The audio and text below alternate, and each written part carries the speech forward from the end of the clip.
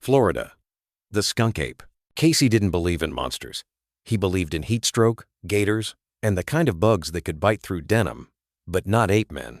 Not in 2025. Still, when he got the offer 2-0 to help 2 cryptid researchers lug camera gear through the Everglades for a week, he didn't hesitate. He needed the money. And besides, what's the worst a couple of Bigfoot nerds could do? They picked him up just outside Naples. Eli, a wide-eyed biology grad student with an obsession for unknown hominids, and Thomas, older, twitchy, and quiet, carrying what looked like military-grade gear. They called it the Skunk Ape Expedition. Casey called it babysitting in a swamp. Day 1 was nothing but mud, mosquitoes, and sweat. They set up camp near a narrow slough, surrounded by cypress knees and half-drowned palmetto. The air smelled like sulfur and mildew. Birds screeched through the canopy. Everything felt alive and angry. That night, Thomas woke Casey up by shaking his shoulder. "Something's watching," he whispered. Casey sat up, heart pounding. Then the smell hit him. Rotten eggs. Wet fur. Something fouler than any swamp he'd ever worked in. Eli was already at the tree line, camera in hand, filming something in the darkness. Casey squinted. There, between 2 trees, stood a massive figure, easily 7 feet tall, covered in dark, matted hair.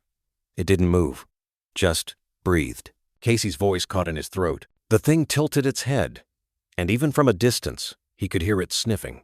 Then it made a sound low and guttural, like a pig choking on mud. Eli whispered, "It's real." The skunk ape vanished into the brush without a sound. No one slept after that.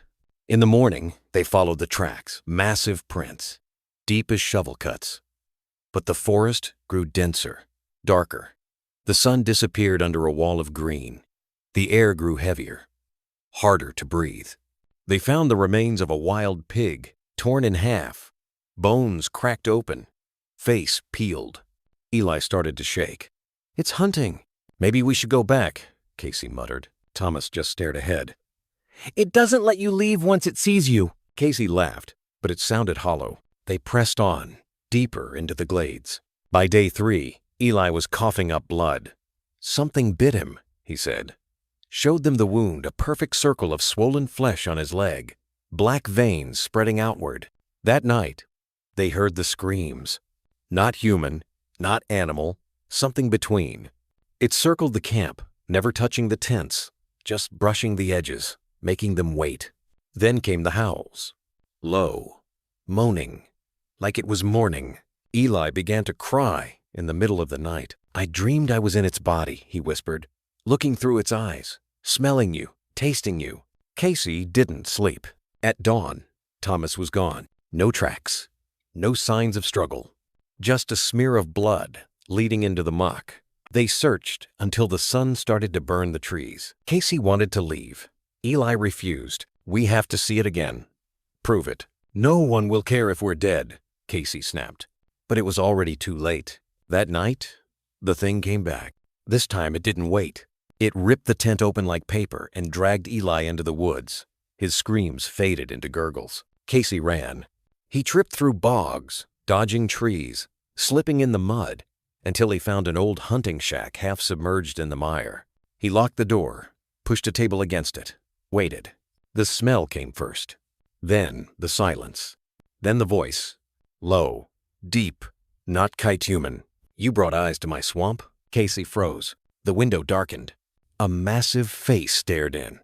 Black eyes. Flared nostrils. Its teeth were yellow and chipped, like broken tusks. Casey held his breath. Now you see. The walls trembled. It didn't try to enter. It didn't have to. It left something behind. A gift. Casey found it after dawn. Eli's head, cleaned and polished, resting on a pile of moss like an offering. Its eyes were still open. Casey stumbled out of the shack, hands shaking, and walked for hours until he hit a ranger station. He told the truth. No one believed him. They found no blood, no gear, no Thomas, no Eli. But they did find the shack, and they did smell it. 3 rangers vomited before even entering. The site was sealed, reported as a hazardous mold zone. Casey left Florida and never went south again. He never told the story again, either. Except once, at a dive bar in Montana, after 10 drinks, when someone mentioned Bigfoot.